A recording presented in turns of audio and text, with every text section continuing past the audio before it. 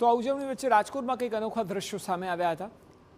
યોગ દિવસે રાજકોટમાં એક્વા યોગ 107 મહિલાઓ સહિત કુલ 157 લોકોએ સ્વિમિંગ પુલમાં કર્યો। પાણીની અંદર યોગ કરાયા।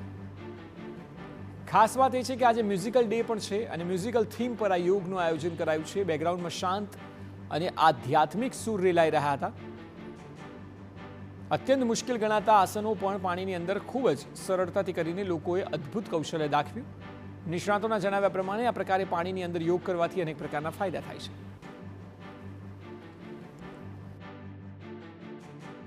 યોગા સૌથી સારામાં સારી એક્સરસાઇઝ કહીએ દરેકમાં તો એ સ્વિમિંગ છે અને સ્વિમિંગ એક કાર્ડિયો એક્સરસાઇઝ છે અને આમાં તમે બધી મૂવમેન્ટ્સ છે જે તમારી ગોઠણ નથી વળતો ખભો નથી વળતો એ બધું પાણીમાં 100% વળી જાય છે અને તમારી એક્સરસાઇઝ ફૂલ થઈ જાય છે ને તમને એ ફિટનેસ મળે છે। તમે નવું કર્યું છે પેર યોગા પ્રોટોકોલના યોગા તો કર્યા જ એની સાથે સાથે પેર યોગા બી કર્યા અને મ્યુઝિકલ ડે આજે સાથે છે વર્લ્ડ મ્યુઝિકલ ડે તો એના ઉપર બી એરોબિક સ્ટેપ કર્યા છે મ્યુઝિક ઉપર।